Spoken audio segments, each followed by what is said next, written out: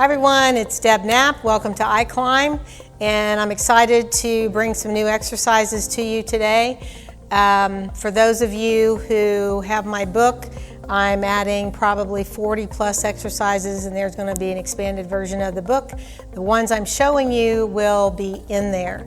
The one that I'm going to show you today, I came up with to help somebody that had a traumatic accident as an aerialist, but then I started using it on other people, especially my Parkinson's clients, and I started noticing some dramatic differences.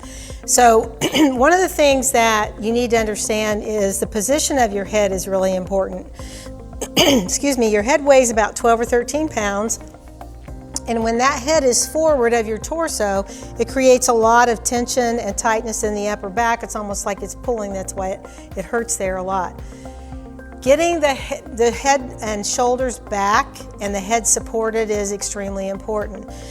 So what this exercise does, it rebalances the paraspinals, brings back those curves as they were designed. So instead of the angle of your neck being here, it's now here.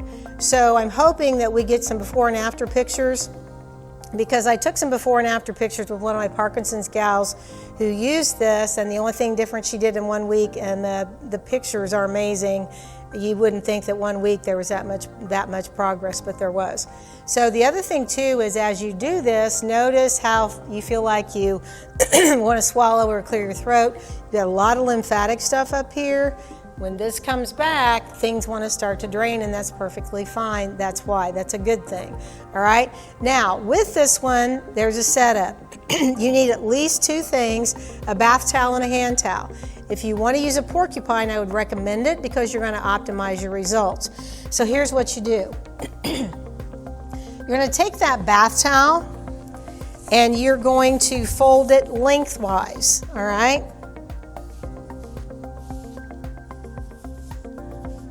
And I've had people ask, can I use a beach towel? And that's perfectly fine. You're just going to have a little more length, but at least the length of a bath towel.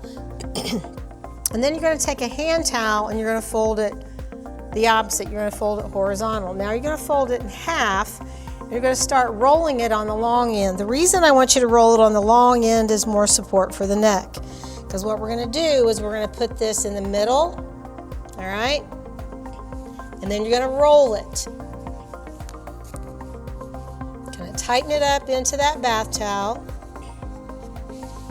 and then we're going to lie that on the mat right where we're going to be here in a minute.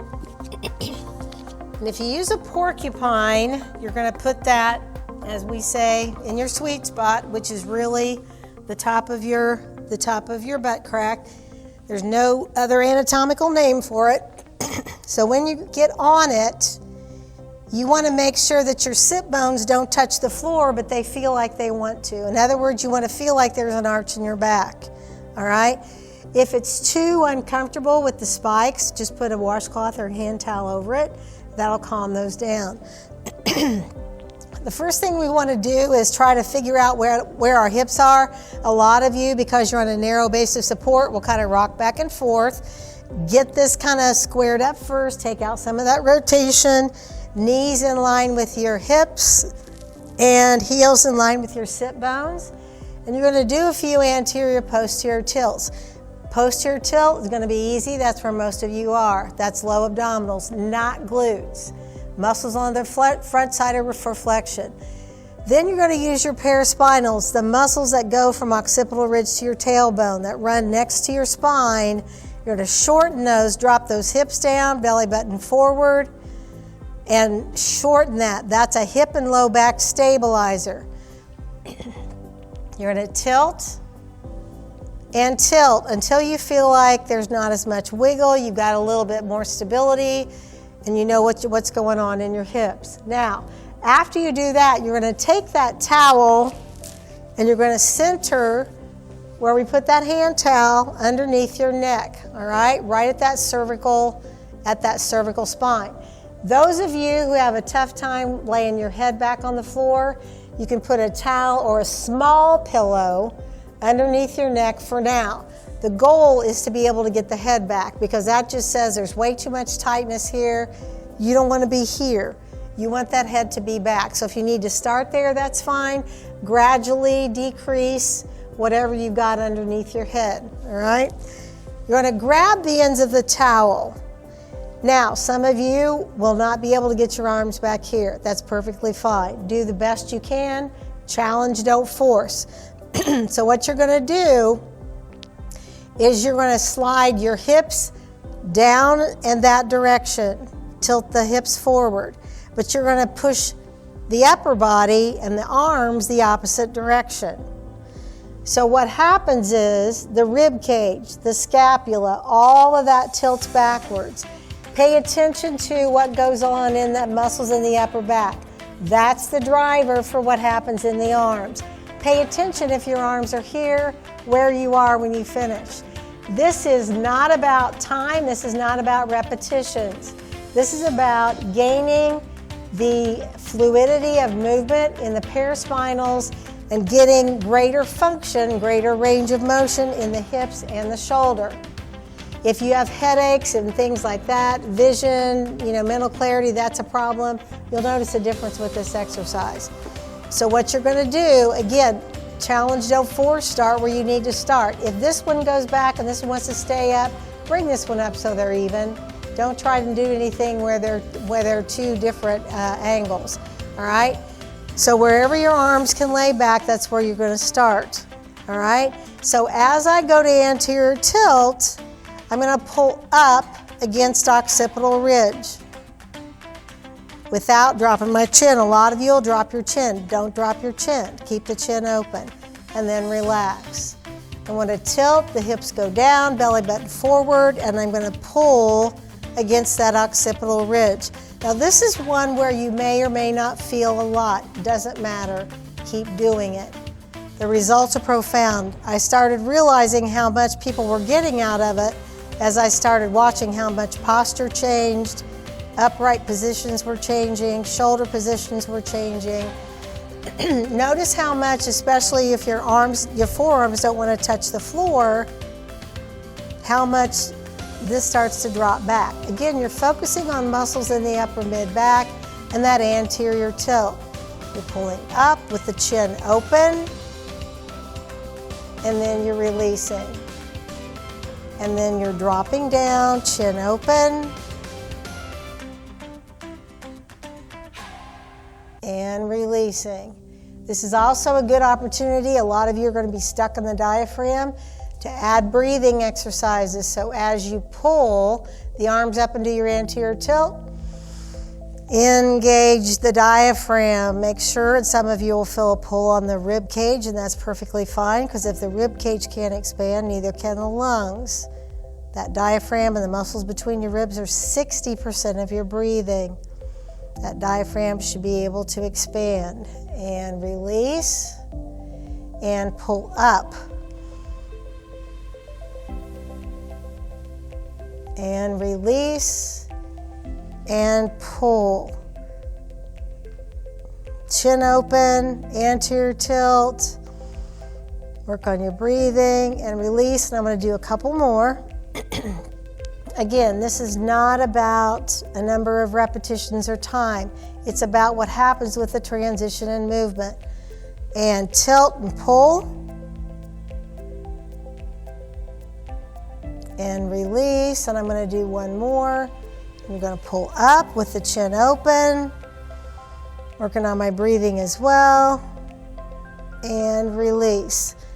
Now the next part of this, you can stay on the porcupine if you want, or if you decide you want to get off, you can. That's perfectly fine, as long as the knees stay in line with the hips, heels stay in line with the sit bones, all right? So now you might want to move this up just a little bit. You can keep that towel underneath your neck. And we're going to go to what I call upright goalpost. So you're here, so that those forearms and the upper arms are 90 degrees from each other. And the upper arms are 90 degrees from the torso.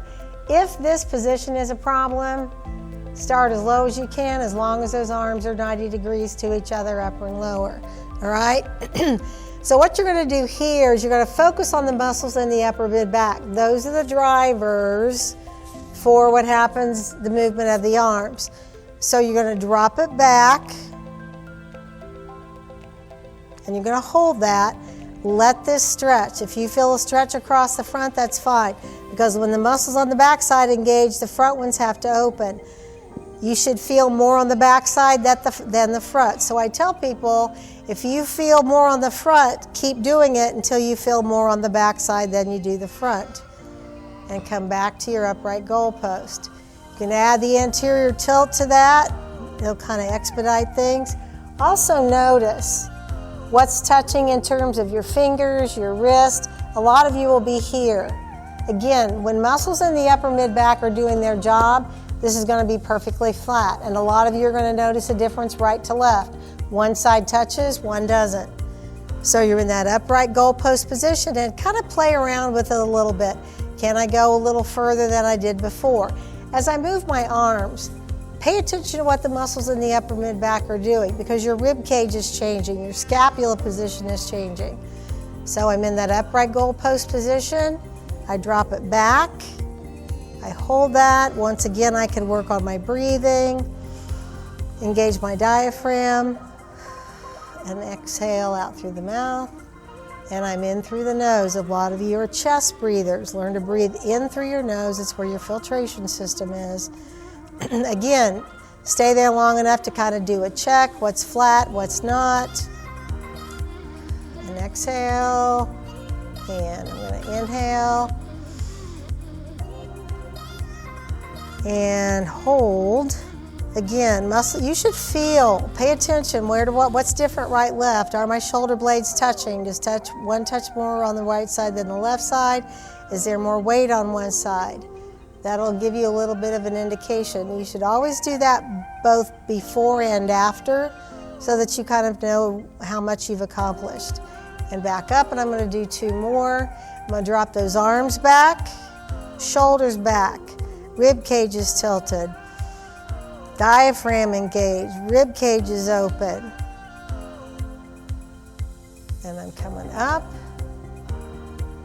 in through the nose, diaphragm,